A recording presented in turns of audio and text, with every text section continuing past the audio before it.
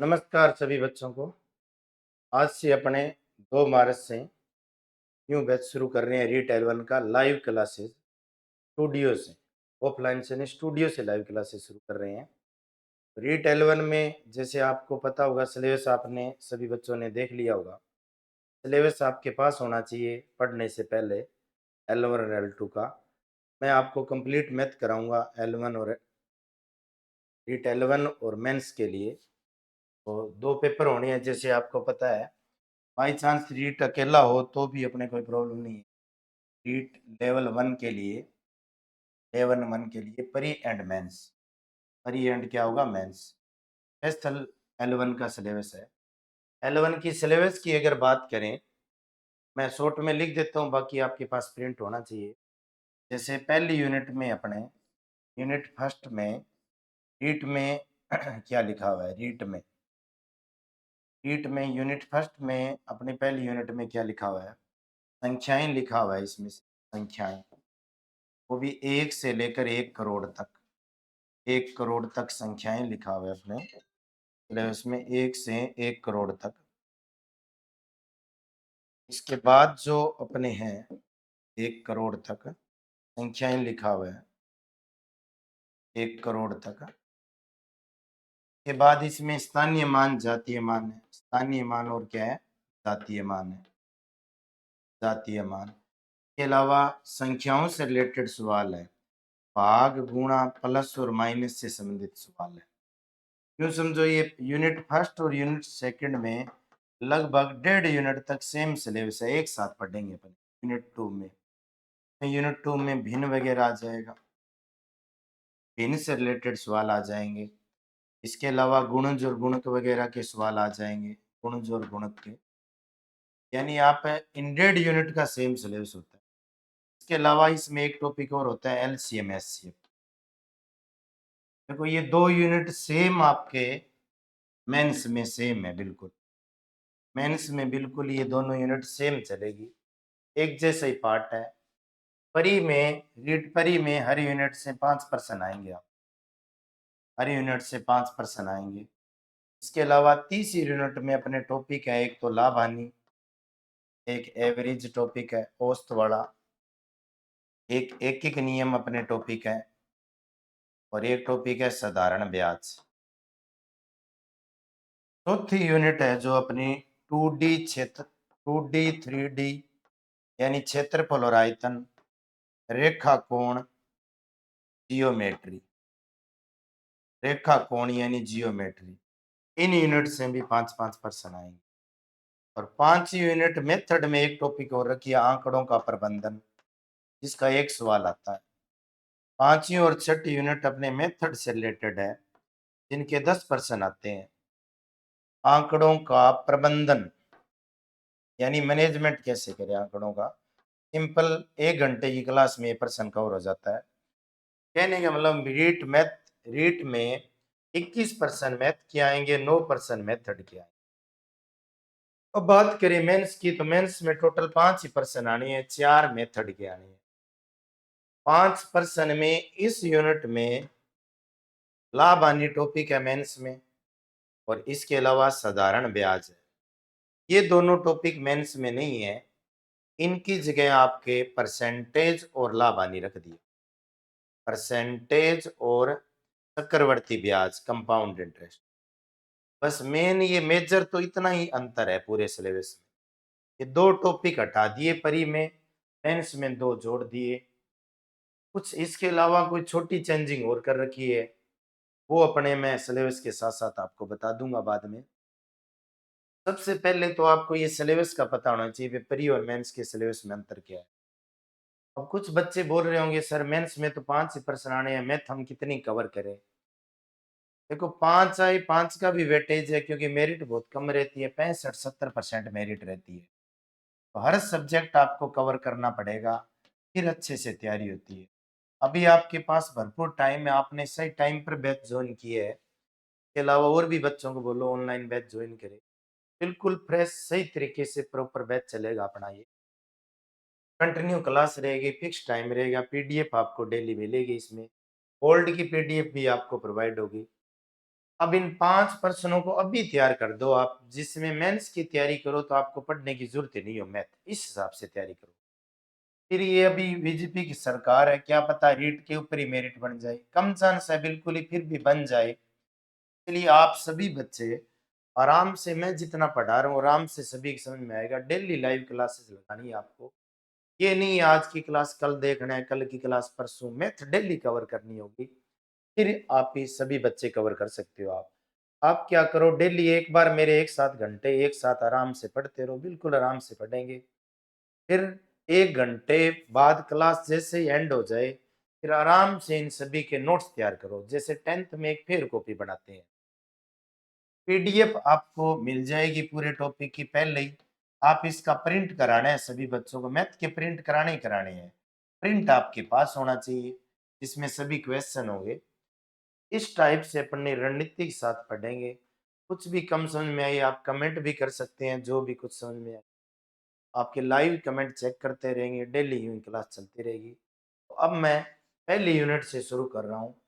Topic का नाम संख्या पद्धति तो आप नहीं दे सकते, संख्याएं टॉपिक का नाम है, यानी ये 1.5 यूनिट में एक साथ चलाऊंगा। एलसीएम एचसीएफ टॉपिक अलग चलेगा। इसमें मैं 10 पॉइंट बता रहा हूँ, ये सभी 10 पॉइंट समझनी है, फिर सभी की समझ में। इस सिलेबस को वैसे नोट करने की जरूरत नहीं है। अब मैं 1 मिनट बाद शुरू कर रहा हूँ, इसको आप एक बार थोड़ा सा विश्लेषण करके देखें। एक बार विश्लेषण करके देखें।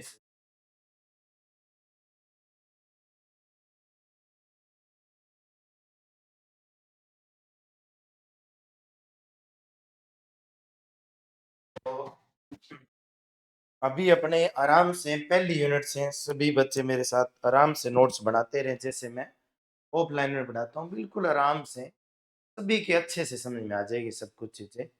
कुछ भी समझ में नहीं आप तुरंत कमेंट कर सकते हो, मैं तुरंत आंसर दे। ये बोल रहा हूँ डेली लाइव क्लासेस ज्वाइन करें। अब मैं शुरू कर रहा हूँ, पहले संख्याओं से रिलेटेड पर्सन पहले अपने कवर करेंगे। टॉपिक का नाम संख्या पद्धति के बजाय आप संख्याएं लिख दो, चाहे कुछ ही लिख दो, कोई फर्क नहीं पड़ेगा। नंबर्स, इंग्लिश मीडियम के बच्चे जुड़े हैं, मैं हर एक टर्म यूज करूंगा इंग्लिश नंबर्स में। अब मेरी तरफ ध्यान रखेंगे, कुछ भी अभी नोट करने की जरूरत नहीं है, मैं अपने आप बताऊंगा क्या नोट करना है, आराम से नोट। तो मैथ में संख्याएं कितनी प्रकार की होती है पहले तो ये देखो। गणित का कोई भी सवाल करें, गणित में कोई भी क्वेश्चन करें, मैथ का कोई भी टॉपिक पढ़ रहे हो अपने, संख्याएं कितनी प्रकार की। जैसे ये एक संख्या है 455, इसमें डिजिट या अंक बोले तो 3 है। पहला पहला प्रश्न ये है, नोट करने की जरूरत नहीं है, मैथ में कितने प्रकार के अंक काम आते हैं, अंक यानी डिजिट कितने प्रकार के आते हैं। तो आप सभी को जानकर बड़ी हैरानी होगी कुछ बच्चों को, मैथ में 0 से लेकर 9 तक की अंक यूज होते हैं। इन सभी अंकों से सभी प्रकार की संख्याएं बनती, 0 से लेकर 9 ही अंक काम में आते हैं मैथ में। इसके अलावा आप मैथ कोई भी मैथ पढ़ लेना, गणित का कोई भी टॉपिक, इसके अलावा कोई अंक काम में नहीं आता। इनको बोलते हैं डेसिमल डिजिट। क्या बोलते हैं? Decimal digit. डेसिमल डिजिट, या इसको क्या बोलते हैं? दाशमिक अंक। क्या बोलते हैं? दाशमिक अंक। आज तक कभी नहीं पूछा पर पूछ सकता है आपसे, दाशमिक अंक क्या होते हैं। तो गणित की आरंभ की गणनाओं को करने के लिए जो अंक काम में आते हैं उसको कहते हैं दाशमिक अंक। और जिस प्रणाली या सिस्टम के अंतर्गत अध्ययन करते हैं उसे क्या कहते हैं? दाशमिक प्रणाली। क्या कहते हैं? दाशमिक प्रणाली। ये जो भारत में चलती है ना, ये दाशमिक प्रणाली चलती है।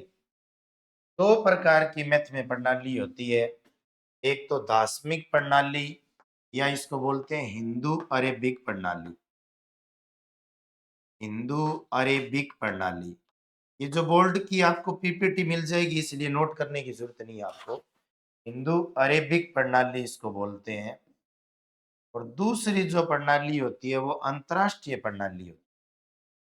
कौन सी होती है? अंतरराष्ट्रीय प्रणाली। सही बात तो ये है, मैथ का जो शुरू में आविष्कार हुआ वो भारत में ही हुआ था, 1 से लेकर 9 अंक भारतीयों ने बताए थे। 7वीं शताब्दी में भास्कराचार्य इन्होंने बता दिया था ये कि 1 से लेकर 9 अंक होते हैं। परंतु भारत वाले इसको अच्छी तरीके से प्रूव नहीं कर पाए। इसलिए ग्रीक कंट्री वालों ने ये डेटा लेकर इन्होंने थोड़ा प्रूफ प्रूव कर दिया। इसलिए ग्रीक कंट्री में या अंतरराष्ट्रीय प्रणाली में भी ना स्टार्टिंग के 1 से 9 अंक तो सेम ही अंक काम आते हैं। जीरो भी भारतीयों की देन, आर्यभट्ट की देन है। बाद में इनसे भी कंप्लीट नहीं हुआ तो बाद में जीरो की खोज हुई, तो जीरो से लेकर 9 अंक बन गया तब ये कंप्लीट हुई। इसलिए स्टार्टिंग के अंक तो अंतरराष्ट्रीय प्रणाली में भी सेम आते हैं और भारतीय प्रणाली में जीरो से लेकर 9 अंक यूज होते हैं। आपसे प्रश्न पूछ ले, पूरी दुनिया में दो प्रकार की प्रणाली चलती है, एक तो हिंदू अरेबिक प्रणाली या दार्शनिक प्रणाली, एक अंतरराष्ट्रीय प्रणाली। अपने पढ़ेंगे दार्शनिक प्रणाली की मैथ चलती है अपने। अंतरराष्ट्रीय प्रणाली में आपने पढ़ा होगा, यूट्यूब पर आजकल पढ़ते हैं मिलियन बिलियन ट्रिलियन, ये अंतरराष्ट्रीय प्रणाली के वर्ड होते हैं, मिलियन बिलियन ट्रिलियन। इनके बारे में मैं कल परसों बताने वाला हूँ आपको, अभी नोट करने की जरूरत। यहाँ से अगर प्रश्न बने तो ये आप अभी नोट मत करना कुछ भी, बाद में नोट्स बना लेना। पहले पॉइंट तो ये याद रखना है, दार्शनिक अंक कौन से होते हैं, तो कौन से अंक होते हैं, 0 से 9 तक अंक होते हैं। दूसरी बात, तो अपने भारत में मैथ चलती है वो कौन सी प्रणाली के अंतर्गत अध्ययन करते हैं, उस दार्शनिक प्रणाली के अंतर्गत। फिर कंप्लीट वर्ल्ड में या कंप्लीट दुनिया में दो प्रकार की मैथ होती है, एक तो दार्शनिक प्रणाली और एक अंतरराष्ट्रीय प्रणाली। दो प्रकार की प्रणाली यूज। यहाँ से कुछ भी प्रश्न बने तो एक बार आप नोट्स में डाल लेना, बार बार आपको याद करने की जरूरत नहीं है इन मैटर को, नोट्स बनाना है। आप पेन कॉपी लेकर सभी बच्चे बैठे, मैं नोट करा देता हूँ साथ साथ में। एक बार ये एक लाइन लिख कर छोड़ दो, आप लिख सकते हो, गणित की विभिन्न गणनाओं को करने के लिए, गणित की विभिन्न गणनाओं को, विभिन्न गणनाओं को, विभिन्न गणनाओं को करने के लिए आरंभ के, आरंभ यानी स्टार्टिंग के, आरंभ के सभी अंक, गणित की विभिन्न गणनाओं को करने के लिए आरंभ के जितने भी अंक काम में आते हैं उसे दार्शनिक अंक कहते हैं। आरंभ के सभी अंक काम में आते हैं उसे दार्शनिक अंक कहते हैं। बस इतना अगर लिखना चाहो तो लिख सकते हो, नहीं तो बाद में नोट्स भी बना सकते हो। बाकी साथ साथ नोट्स बनाओ, वीडियो दोबारा देखने की जरूरत नहीं होनी चाहिए, सभी बच्चे लाइव देखते रहें। एक बार वीडियो देखने के बाद दोबारा कभी नहीं देखना। बिल्कुल कम समझ में आए तो आप दोबारा देख सकते हो। नोट्स से तैयारी करनी है, टाइम वेस्ट बिल्कुल नहीं करना, अच्छे से नोट्स बनाओ। अब इनसे जितनी भी प्रकार की संख्याएं बनती हैं इनके बारे में अपने आराम से डिटेल में पढ़ने जा रहे हैं। यहाँ से अपने रीट L1 में प्रश्न शुरू हो जाएंगे। प्री मेंस दोनों के लिए अच्छे लेवल तक करेंगे अपने, जिससे अपने कोई प्रॉब्लम नहीं आए किसी भी टॉपिक में। कुछ भी प्रॉब्लम हो तो आप मेरे से कुछ भी पूछ सकते हो, समझ सकते हो कोई भी क्वेश्चन। तो पहली जो संख्याएं बनती है, सभी बच्चे कॉपी में नोट करो, पहली जो संख्याएं बनती, इन दार्शनिक अंकों से जो पहली संख्या बनती है इसे नोट करो कॉपी में, प्राकृत संख्या क्या होती है। प्राकृत संख्या को इंग्लिश में बोलते हैं नेचुरल नंबर, साथ साथ में नोट करते रहो सभी। नेचुरल नंबर, नेचुरल नंबर क्या होता है, नेचुरल को नंबर को कैपिटल एन से डिनोट करते हैं, कैपिटल एन से डिनोट करते हैं, दर्शाते हैं। ये बात मत लिखना, जो मैं बोर्ड पर लिख रहा हूँ वही नोट करना। और ये जो वर्ड दिया था ना, बाई चांस आपसे पूछ सकता है, प्राकृत जो वर्ड दिया था ये पाइनोज नाम के गणितज्ञ ने दिया। एक दो एग्जाम में पूछा गया है, बाई चांस एग्जाम में आई जाए कि प्राकृत संख्या जो शब्द दिया गया है कौन से गणितज्ञ ने दिया है, पाइनोज नाम के गणित। अब पहले मेरी बात समझेंगे, फिर सभी बच्चे नोट करेंगे। पहले सभी को समझना है, फिर नोट करना है। प्राकृत संख्या देखो नाम से पता लग रहा है, जो प्रकृति में संख्या पाई जाती है। प्राकृत जो वर्ड बना है वो नेचुरली यानी नेचर से बना है। और नेचर क्या होती है? प्रकृति। यानी वे संख्याएं जो प्रकृति में पाई जाती है, वे सभी संख्याएं प्राकृत संख्या। देखो नेम से पता लग रहा है प्रकृति वाली संख्या। कोई भी चीज जो, जैसे मान लो कोई भी, जैसे रूम में बुक्स है तो नेचर में मौजूद है, और मौजूद है तो इनको कहां से काउंट करेंगे? एक से। जैसे ये मार्कर है, ये एक मार्कर है अभी मेरे पास, तो ये नेचर में मौजूद है तो इसको एक से शुरू करेंगे। यानी नेचुरली कोई भी चीज प्राप्त होती है वो कहां से प्राप्त होती है? एक से। अब आप बोलो सर रूम में बुक्स कितनी की हो सकती है? इनफिनिट हो सकती है। कुछ बच्चे इसको 10 तक ही मान लेते हैं, अनंत तक चलती है। नेचुरल नंबर कहां तक चलते हैं? अनंत तक। कभी एंड नहीं होते, ये चलते ही रहते हैं। यानी प्राकृत संख्या एक से शुरू होती है और इनफिनिट अनंत तक चलती रहती है। तो अब आपसे प्रश्न पूछे कि निम्न में से कौन सी प्राकृत संख्या नहीं है? देखो प्राकृत संख्याओं में जीरो शामिल कभी नहीं होता। क्या शामिल नहीं होता? जीरो शामिल नहीं। पहले समझे, फिर 1 मिनट का टाइम मिलेगा, फिर नोट करना। इसके अलावा ऋणात्मक संख्या प्राकृत संख्या में कभी भी शामिल है नहीं होती है। इसके अलावा बट्टे या भिन्न वाली भी संख्याएं प्राकृत संख्या में शामिल नहीं होती है। तो मुख्य रूप से ये तीन संख्याएं नेचुरल नंबर में शामिल है नहीं होती। सिंपल अगर आपको बताऊं भी प्राकृत संख्या कौन सी होती है? जो गिनती वाली संख्या। आपसे पेपर में प्रश्न आए निम्न में से कौन सी प्राकृत संख्या नहीं है, तो आप सभी बच्चे बता सकते हो कौन सी नहीं है। बताओ। -7। आपको इतना ही याद रखना है, ये जो गिनती वाली संख्या ही होती है ना, के आगे कोई भी निशान नहीं हो, कोई भी निशान नहीं हो तो प्लस का निशान होता है। किसका होता है? प्लस का। तो प्लस के निशान वाली सभी संख्याएं प्राकृत संख्याएं होती है। कौन सी संख्याएं होती है? प्राकृत संख्या। अब आप सभी बच्चे कॉपी में नोट करो। नोट ये करना है वे संख्याएं जो गिनती में काम आती है, बस इतना ही लिखना है। वे संख्याएं जो गिनती में यूज होती है या काम आती है, बस इतना ही लिखना है। वे संख्याएं जो गिनती में यूज होती है या काम आती है, इसे प्राकृत संख्या कहते हैं। अब आप ये सभी बच्चे आराम से 1 मिनट में नोट करें, फिर हम अपने आगे बढ़ रहे हैं। आज की क्लास में इतना ही बताया। प्राकृत संख्या कहाँ से शुरू होती है? एक से। अनंत तक चलती रहती है। एक ही पॉइंट याद करना, जीरो इसमें शामिल नहीं होता, ऋणात्मक संख्या भी इसमें शामिल नहीं होती, भिन्न वाली संख्याएं भी इसमें शामिल है नहीं होती। तो सिंपल जो गिनती में यूज होती है सभी संख्याओं को प्राकृत संख्या कहते हैं।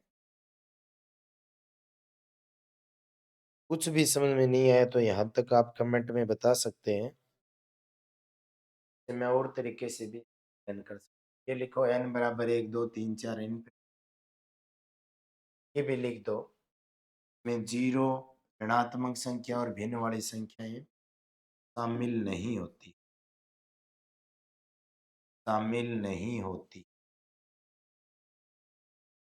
बस ये इतना लिख के छोड़ो। सभी बच्चे नोट करो। दूसरी संख्या होती है पूर्ण संख्या।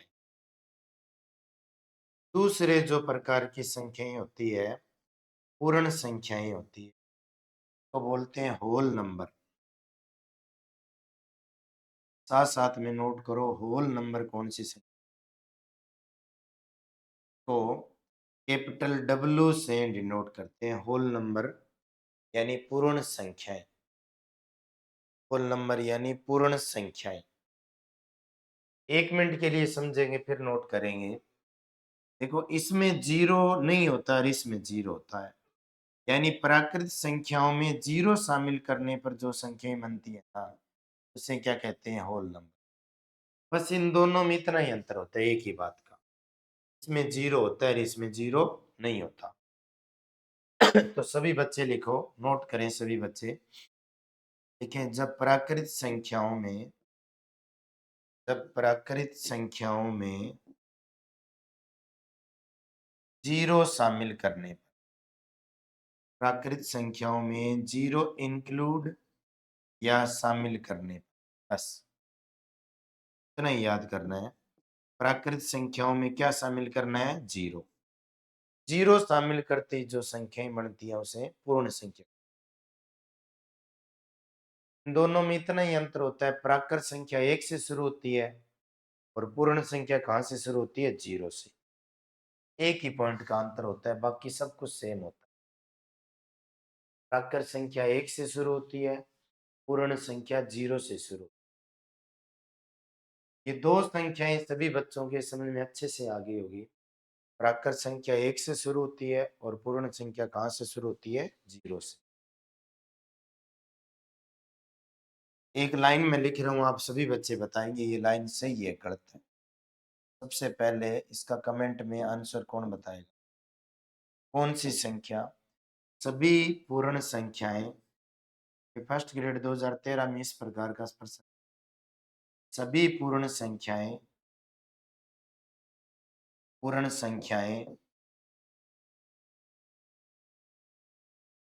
सभी पूर्ण संख्याएं प्राकृत संख्याएं नहीं होती है, नहीं होती है। इसका सबसे पहले आंसर कौन बताएगा? ये लाइन मैंने सही लिखी है कि यह गलत? आपको ये बताना है। दोनों प्रकार की संख्याएं सभी की समझ में आ गई। प्राकृत संख्या एक से शुरू होती है, पूर्ण संख्या जीरो से होती है। आप सभी बच्चे ये बताएंगे ये लाइन सत्य है कि असत्य, ट्रू है कि फॉल्स है? सभी पूर्ण संख्याएं प्राकृत संख्या नहीं होती है। देखो, नहीं के कारण अक्सर बच्चे कंफ्यूज रहते हैं। अगर ये नहीं हटाते तब आप बताएंगे सभी बच्चे ये सही है गलत। सभी पूर्ण संख्याएं प्राकृत संख्या होती है, ये लाइन गलत है क्योंकि इसमें जीरो शामिल नहीं होता। इसलिए ये पहले लाइन क्या थी? सही थी। यानी प्रश्न ये बन गया, सभी पूर्ण संख्याएं प्राकृत संख्या नहीं होती। बात बिल्कुल सही है। पूर्ण में जीरो होता है, उसमें जीरो नहीं। बाकी इसका इलाज मैं वेन आरेख से और बताऊंगा कि लास्ट में या कल, फिर ये समझ में। दो क्वेश्चन में किसी भी बच्चे को कुछ भी प्रॉब्लम है तो आप मुझे बता सकते हैं। प्राकृत संख्याएं एक से शुरू होती है और पूर्ण संख्याएं जीरो से शुरू। तीसरी जो मुख्य संख्या, तीन में से एक पर्सन L1 में श्योर आ जाता है, लेवल N में। इसके 10 ही पॉइंट बताऊंगा 1.5 यूनिट में। 10 पॉइंट कवर करते ही आपके अच्छे से 1.5 यूनिट में यानी 7% कवर हो जाएंगे। 7%। एलसीएम एचसीएफ एक टॉपिक हो रहेगा, उसमें आपके 2 या 3%, 3%। तीसरी जो प्रकार की संख्याएं हैं वो सभी बच्चे नोट करो, पूर्णांक संख्याएं। पूर्णांक संख्याएं को इंटीजर बोलते हैं। इंटीजर नोट करते रहो साथ साथ अब, इंटीजर्स। इसको आई या कैपिटल जेड से डिनोट करते हैं। आई या जेड से क्यों करते हैं? क्योंकि आई से एक पहले भी संख्या का नेम लिखा होता है, पेटेंट है पहले ही, इमेजिनरी नंबर। थोड़ी देर बाद में पढ़ेंगे, अभी थोड़ी देर में। इसलिए आई से अगर संख्या नहीं हो ना ये, तो जेड से सिंबल होता है इसका। जेड से क्यों होता है? क्योंकि ये जहलिन नाम का एक गणितज्ञ था, उसने इसके बारे में बताया। जहलिन नाम का एक गणितज्ञ था, इसने इसके बारे में बताया था। इसलिए इसको जेड से डिनोट करते हैं अगर आई नहीं हो तो। बाकी सिंबल आपसे कम ही पूछेगा, फिर भी अपने को पता होना चाहिए, इसलिए मैं बता रहा हूं। अब आप आराम से साथ साथ में नोट करना चाहो तो कर सकते हो वैसे। बाकी ये सबसे इंपॉर्टेंट संख्या है, पूर्णांक संख्या। ये आपने 6-7 क्लास में एक नंबर लाइन पढ़ रखा होगा। नंबर लाइन में इधर होता है +1। क्या होता है? +1 होता है। उस नंबर लाइन पर इधर +2 होता है, फिर +3 होता है, +4 होता है। ऐसे कहाँ तक चलेगा? प्लस इन्फिनिट तक चलता रहता है। ये मान कभी नहीं रुकता, लगातार चलता रहता है। इधर नंबर लाइन पर क्या होता है? -1, -2, -3, -4, यानी ये माइनस इन्फिनिट तक चलता रहेगा। ये जो नंबर लाइन पर सभी संख्याएं होती है ना, संख्या लाइन पर, ये सभी संख्याएं कौन सी होती है? पूर्णांक संख्या, इंटीजर वाली होती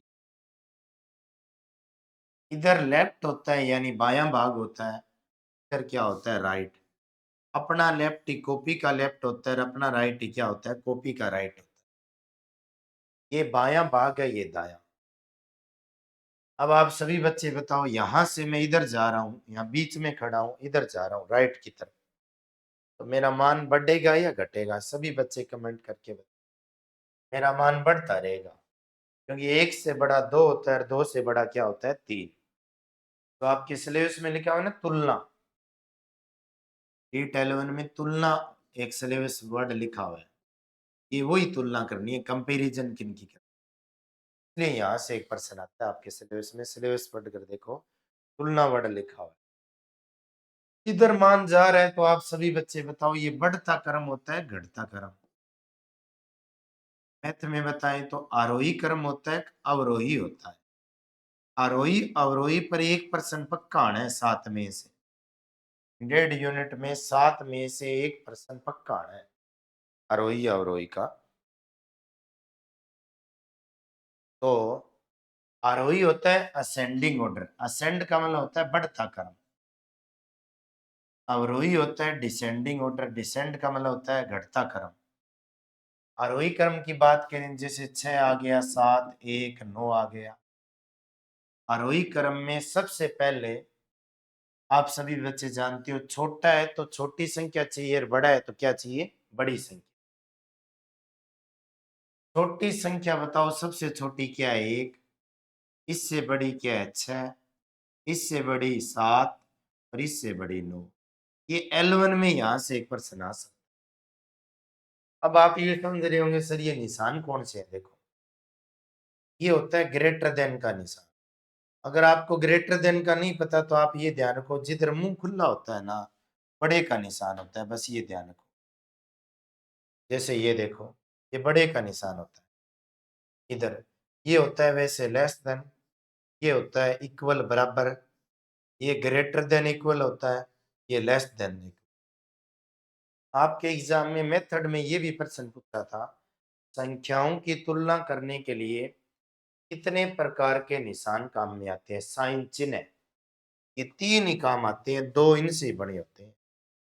ये भी प्रश्न ध्यान रखना, तुलना करने के लिए 3 प्रकार के साइन यूज होते हैं, चिन्ह यूज होते हैं। तो ये जिस साइड मुंह खुला होता है वो बड़े का साइन होता है। ये देखो, ये बड़े का है, फिर बड़ा हो रहा है। अगर आप आरोही अवरोही में कंफ्यूज हो रहे हो तो एक बात मैं और बता देता हूँ। आरोही देखो 3 अक्षर से बना होता है, ये छोटा है। अवरोही में 4 अक्षर होते हैं, इसलिए ये बड़ा होता है। तो छोटा है तो छोटी संख्या चाहिए और बड़ा है तो क्या चाहिए? बड़ी संख्या चाहिए। ये भी याद कर सकते हो आप। आरोही छोटा है तो छोटी संख्या, अवरोही बड़ा है तो क्या चाहिए? बड़ी संख्या। अब इनको अवरोही क्रम में लगाना है तो सबसे पहले 9 आएगा, इससे छोटा आएगा 7, इससे छोटा आएगा 6 और इससे छोटा क्या आएगा? 1। ये आरोही अवरोही अपने भिन्न में आराम से पढ़ेंगे दूसरे, सब कुछ इनके बारे में बताऊंगा। एक बार शॉर्ट में बता दिया, तुलना करने के लिए 3 प्रकार के साइन काम में आते हैं। अब आपके पेपर में L1 में इतना भी आया हुआ है, a प्लस बी का स्क्वायर किसके बराबर होगा? A square plus B square plus 2ab। ये आप जानते होंगे। बीच में बराबर का निशान आएगा, ग्रेटर देन आएगा, लेस देन आएगा। ये आपके L1 2018 में परसेंट, आप सभी बच्चे जानते हो इसमें बराबर का निशान, इसलिए ये तुलना के लिए वर्ड बता रहा हूं। तो यहां से अगर बात करें, इधर लेफ्ट की तरफ राइट की तरफ इधर जा रहे हैं तो मान बढ़ेगा, और बढ़ता क्रम होता है आरोही क्रम। कौन सा क्रम होता है? आरोही क्रम होता है, ये ध्यान रखना। इधर जब जाऊंगा ना मैं नंबर लाइन पर, यानी लेफ्ट से राइट की तरफ, मेरा मान बढ़ेगा। इसी प्रकार आप सभी बच्चे बताओ, आपकी कॉपी में -1 नंबर आए तो बढ़ी है, -4 आए तो बढ़ी है? आप सभी बच्चे जानते हो -1 अच्छा है नंबर -4 से, यानी -1 बड़ा होता है किससे? -4 से। इधर इस साइड जितना भी जाएंगे ना लेफ्ट में, मान हमेशा ही घटता रहेगा। ये होता है अवरोही क्रम। कौन सा क्रम होता है? अवरोही। ये खास ध्यान रखना है। ये संख्या लाइन वेरी वेरी इंपॉर्टेंट है रीट L1 के लिए। यहाँ से एक पर्सन लगभग बनता है पूर्णांक संख्या। अब मैं तुलना के लिए आप पर्सन भी बच्चे बताएं, जैसे 15 बड़ा है 17 से, सही है गलत है? गलत है बिल्कुल, 15 बड़ा नहीं है। अब बताएं सभी बच्चे, सही है गलत? बिल्कुल गलत है, क्योंकि 15 बड़ा कहाँ है 171 से? बड़े कई मन में सोचो। अब बताओ सही है गलत है? 115 171 से बड़ा है क्या? गलत। अब ये सही हो, 1115 171 से क्या है? बड़ा है। अगर मैं यहाँ माइनस का निशान लगाने के बाद, अब सभी बच्चे बताएंगे ये सही है गलत है? ये बिल्कुल गलत है, क्योंकि माइनस वाली संख्या तो छोटी होती है प्लस से, इसलिए बिल्कुल भी गलत है ये। अब आप में से कोई बच्चा बताएगा ये सही है गलत है? बिल्कुल गलत है, क्योंकि माइनस वाली संख्या छोटी होती है। हाँ, माइनस के 17 लगा दिया, तो अब सभी बच्चे बताओ ये सही है गलत? -11 बड़ा होता है कि -17 बड़ा होता है? -11 बड़ा होता है, -11। इस साइड में जितना भी मान आएगा ना उधर राइट की तरफ, ये मान हमेशा ही बड़ा होता है। लेफ्ट की तरफ इधर आएंगे मान छोटा होता जाए। ये आप चेक करें तो -11 यहाँ आएगा और -17 इधर आएगा, ये वाला मान बड़ा होता है, ये सही होती है, ये बिल्कुल सही है। -11 -17 होता है। ये आप ना तुलना वाले पर्सन आपकी सीट में मिलेंगे, में कुछ नहीं है, संख्या नंबर्स, ये जो 1.5 यूनिट है ना, 10 पॉइंट में इसके अच्छे से समझा रहा हूँ आपको। फिर इन 10 पॉइंट पे कम से कम अपने 200 या 300%, ये क्वेश्चन करते ही सब कुछ सभी बच्चों के समझ में आ जाएगा। इसलिए आराम से पढ़ते रहे, टॉपिक बड़ा होता है ये, तो आराम से चलते रहें, कोई प्रॉब्लम नहीं आनी, बिल्कुल भी अच्छे से कवर करेंगे। अब आप सभी बच्चे बताएं, 7 बड़ा होता है 0 बड़ा होता है? 7 बड़ा होता है। -7 बड़ा होता है 0 बड़ा होता है? 0 बड़ा होता है, तो ये गलत है, क्योंकि आपकी कॉपी में 0 आए तो बड़ी है, -7 आए तो बड़ी है? 0 बड़ी है। ये तो दोनों ही अच्छे नहीं है, परंतु -7 की तुलना में 0 अच्छा है। अब आप में से कौन बताएगा इन दोनों में से कौन सा सही? -7 बड़ा होता है 0 -0? कुछ बच्चे बता रहे होंगे सर 0 तो 0 के आगे माइनस का निशान अभी नहीं है। बिल्कुल सही बता रहे हो आप। 0 बीच में आता है, न्यूट्रल इंटीजर होता है, यानी 0 बोलना चाहे तो बोल सकते हैं, बाकी सही वर्ड नहीं होता। न्यूट्रल इंटीजर होता है, उदासीन पूर्णांक। क्या होता है? उदासीन पूर्णांक होता है, यानी 0 के आगे नहीं तो प्लस का साइन होता और नहीं क्या होता? माइनस का साइन होता। ये आपको खास ध्यान रखना है, उदासी रहता है ये। 0 न तो वैसे तो मैथ में यूं आएगा, 0 न तो धनात्मक है और न ही क्या है? ऋणात्मक। ये आप खास ध्यान रखें।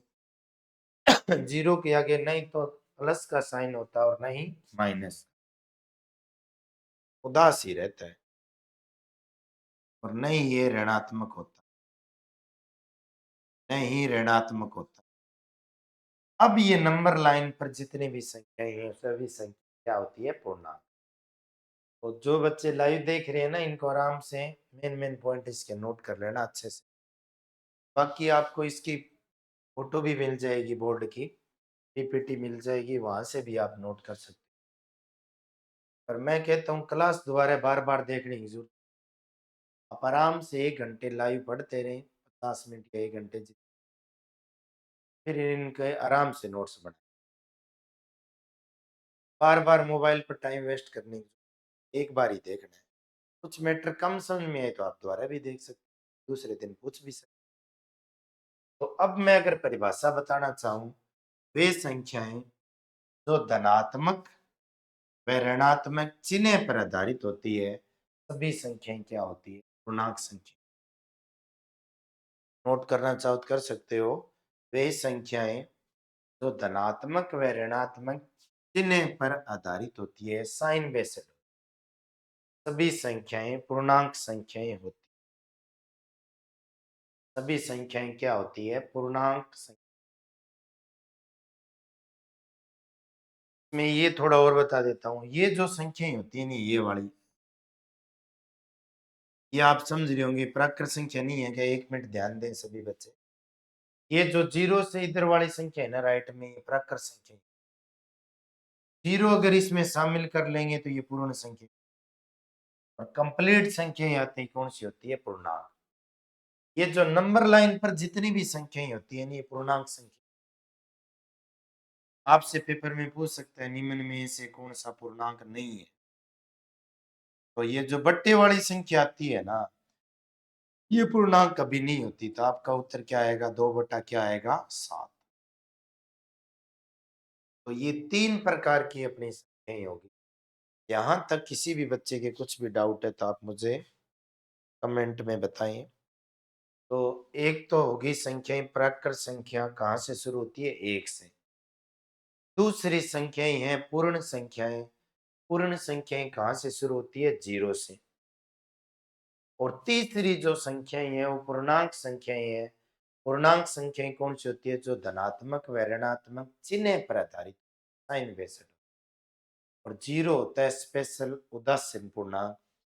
0 नहीं तो धनात्मक है, नहीं क्या है? ऋणात्मक। कल मैं फिर इसको रिवाइज करूंगा। 3 संख्याओं के बारे में कोई डाउट नहीं होना चाहिए।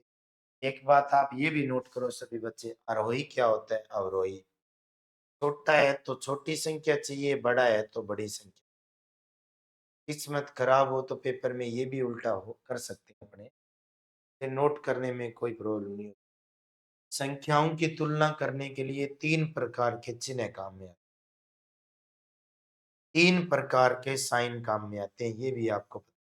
3 प्रकार के साइन काम में आते हैं।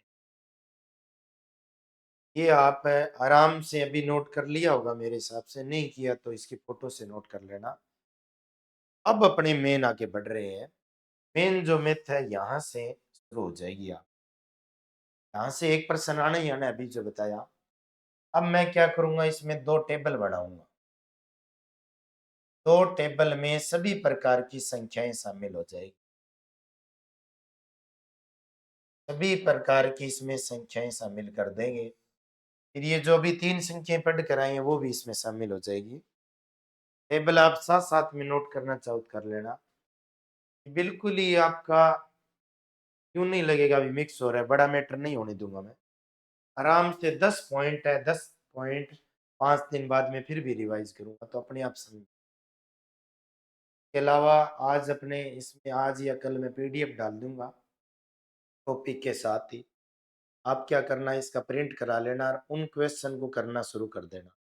जितने क्वेश्चन कर सकते हो बढ़िया है, क्योंकि 1.5 यूनिट में कम से कम 300 प्रश्न अपने कवर करेंगे। तो छोटे प्रश्न होंगे, निम्न में से प्राकृत संख्या कौन सी है, पूर्ण कौन सी है, आप कर सकते हैं सभी। मैं इन सभी के उत्तर आंसर बता दूंगा फिर बोल्ड प्रश्न, या जो भी आपके डाउट है वो भी पूछ सकते, कमेंट में अपने डाउट भी बता सकते। संख्याएं एक्चुअल में मैथ में जो संख्याएं होती है वो कितने प्रकार से बनी होती है, कोई बच्चा बताएगा क्या? तीन प्रकार की संख्याएं होती है। कितने प्रकार की होती है? तीन। यहां से मैं शुरू कर रहा हूं। इससे पहले जो भी कुछ बताया वो आपको याद करने की ज्यादा जरूरत नहीं, रिवाइज कराऊंगा सब। गणित में तीन प्रकार की संख्याएं होती है। पहले प्रकार की जो संख्याएं होती है मैथ के सभी टॉपिक में काम आती है, प्रत्येक टॉपिक में इसको काम में लेते हैं।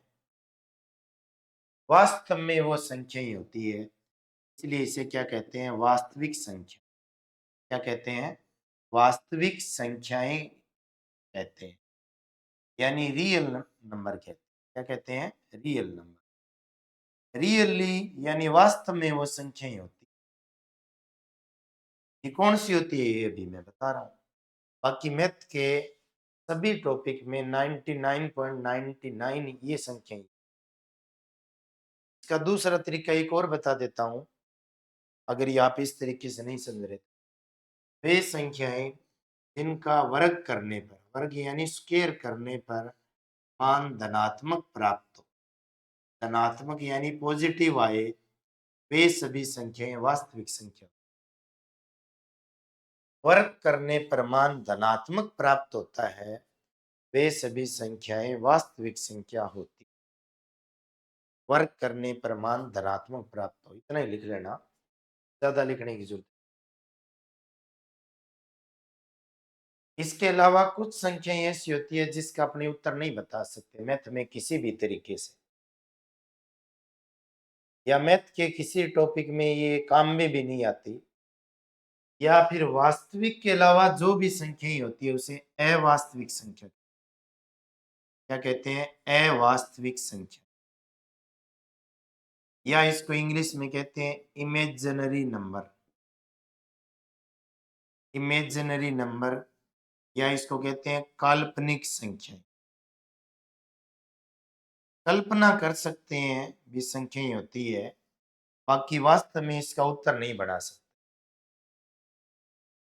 दूसरा तरीका आप यहां लिखना, वर्ग करने पर मान, वर्ग करने पर मान ऋणात्मक प्राप्त हो, इतना ही लिख दो जिसे मैं लिख रहा हूं सो। इस प्रकार की संख्याएं जिसका वर्ग करने पर मान ऋणात्मक प्राप्त हो, वे सभी संख्याएं अवास्तविक संख्या होती है। कौन सी होती है? अवास्तविक संख्या। मैं बताऊंगा कौन कौन सी होती है, यहाँ टेबल कंप्लीट बनाएंगे अच्छे से। आप बस क्लास लगाते रहो और नोट करते रहो शॉर्ट में। तीसरी संख्याएं अपने आप बढ़ जाती है, जैसे साइंस में पढ़ते हैं, कुछ संख्याएं कुछ लोग शाकाहारी होते हैं, कुछ मांसाहारी होते हैं, बीच वाले अपने आप आ जाते हैं सर्वाहारी। यानी वास्तविक व अवास्तविक संख्याओं से मिलकर बनी सभी संख्याएं समिश्र संख्या। समिश्र यानी इसको कॉम्प्लेक्स नंबर भी कहते हैं। समिश्र संख्याएं होती। रियल नंबर यानी इसको आर से डिनोट कर सकते हैं, इसको आई से डिनोट कर सकते हैं, इसको स्मॉल जेड से डिनोट करते हैं समिश्र संख्या। यहां से अपनी मेन मैथ शुरू है, यहां से आपको कुछ है जो मैं। गणित में तीन प्रकार की संख्याएं होती है, वास्तविक, अवास्तविक और समिश्र संख्या। वास्तविक, अवास्तविक और समिश्र। अब प्रश्न ये बनेगा, ये वास्तविक संख्याएं कौन सी होती? दूसरे तरीके से, एक तो ये होती है विवर्ग करने पर मान धनात्मक आए, और ये नहीं पता चले तो अब मैं बता रहा हूं अच्छे से। वे संख्याएं तो परिमेय व अपरिमेय संख्याओं से मिलकर बनी हो। परिमेय को इंग्लिश में कहते हैं रेशनल नंबर, और अपरिमेय को इंग्लिश में कहते हैं इर्रेशनल नंबर। इर्रेशनल नंबर वे संख्याएं जो परिमेय और अपरिमेय संख्याओं से मिलकर बनी हो या जॉइंट से बनी हो, सभी संख्याओं को वास्तविक संख्याएं कहते हैं। अब आपके मन में ये भी प्रश्न बन रहा होगा कि सर ये परिमेय संख्या कौन सी होती है, परिमेय संख्याएं कौन सी होती है? तो ये भी मैं अच्छे से बताऊंगा। पहले वाला मैटर सब कुछ भूल जाएं आप, ये मेन है, यहां से मेन क्लास शुरू है, यहां से ये मेन टेबल ये याद करनी है आपको। परिमेय संख्या क्या होती है, देखो नाम से पता लग रहा है, रेशनल। रेशनल का एनएल में हटा देता हूं, बिल्कुल सिस्टमेटिक ढंग से बढ़ा रहा हूं। रेशियो, रेशियो वाले सभी बच्चे जानते हैं, रेशियो को हिंदी में कहते हैं अनुपात। अनुपात की जितनी भी संख्याएं होती है ना, वो सभी संख्याएं क्या होती है, परिमेय संख्या। अनुपात जैसे 2:3। अनुपात और भिन्न एक ही बात होती है, भिन्न या बटा, यानी वे संख्याएं जो अनुपात के रूप में लिखी जा सकती है या दर्शा सकते हैं, सभी संख्याएं परिमेय संख्या होती है। कहने का मतलब कुछ बच्चे कंफ्यूज रहते हैं कि सर परिमेय परिमेय में कैसे डिसाइड करें अंतर। मैं पक्का बता दूंगा, श्योर भी कैसे, कोई बच्चा इसमें कंफ्यूज नहीं होगा। तो बट्टे वाली जितनी भी संख्या है ना, चाहे 11/7 आए, चाहे 22/7 आए, चाहे 5/3 आए, चाहे 1/3 आए, पूरा पूरा भाग जाए नहीं जाए आपको कोई मतलब नहीं है इस बात से। बट्टे की जितनी भी संख्या है ना, सभी संख्या परिमेय संख्या। कल मैं फिक्स ही बता दूंगा परिमेय परिमेय में क्या अंतर होता है। 2-3 संख्याएं होती है परिमेय, फिक्स ही बता देंगे। के अलावा दुनिया में सभी संख्याएं अपरिमेय होती है। क्या होती है? अपरिमेय। सभी संख्याएं इसके अलावा अपरिमेय होती है। एक तो बट्टा कहीं आ जाए, रेशियो आ जाए, तो सभी संख्याएं क्या होती है, परिमाप, परिमेय संख्याएं होती है। क्या होती है? परिमेय संख्या। यानी वे संख्याएं जिसको बट्टे के रूप में या अंश हर के रूप में या p/q के रूप में लिख सकते हैं, सभी संख्याएं परिमेय होती है। परंतु p और q दोनों इंटीजर यानी पूर्णांक होने चाहिए। ये सबसे इंपॉर्टेंट बात है, दोनों पूर्णांक होने चाहिए p और q, तो परिमेय संख्या। सही परिभाषा वे संख्याएं जिसको p/q के रूप में लिख सकते हैं, जहाँ p और q क्या होना चाहिए, पूर्णांक। परंतु एक बात और ध्यान रखो, का मान 0 नहीं होना। सही परिभाषा आप बढ़ेंगे, वे संख्याएं जिसको p/q के रूप में लिख सकते हैं, जहां p और q पूर्णांक हो और q का मान 0 नहीं हो, सभी संख्या। सही परिभाषा। ये आपके नोट्स में भी नोट है, आपको इतनी नोट करने की जरूरत नहीं है। अब आप सोच रहे होंगे सर q 0 आ जाए तो क्या होगा, तो या आप बताओ 0 में किसी संख्या का भाग देते हैं तो क्या आता है, या आप बताओ 0 में 0 से डिवाइड करते हैं तो क्या। ये मैंने आज के लिए आपका होमवर्क दिया है। अब मेरी बात समझो, आज की क्लास का अपना टाइम कंप्लीट हो गया। अब यूं समझो आज की क्लास में अभी कुछ भी नहीं कराया, एक टेबल बनाई है, इसको मैं कल फिर रिवाइज कराने वाला हूं। और कोई चीज समझने की जरूरत नहीं है, एक चीज इतनी बताइए, प्राकृत संख्या 1 से शुरू होती है। सभी बच्चे बताएं पूर्ण संख्या 0 से शुरू होती है और पूर्णांक संख्या ही होती है प्लस माइनस। बस ये 3 बातें याद करनी है आज की क्लास में, के अलावा कुछ भी पढ़ने की जरूरत नहीं है। सभी बच्चों का बहुत बहुत धन्यवाद। कल मिलते हैं सेम टाइम सेम प्लेस, यहाँ से आगे बढ़ाएंगे। आपका इतना काम है, तो 3 संख्याएं आराम से फिर कॉपी में नोट्स बना लें आज अच्छे से। साथ साथ में बना लिए तो बढ़िया है, नहीं तो दोबारा बढ़ाएं, फिर आगे बढ़ेंगे। आज के लिए इतना ही, कल मिलते हैं।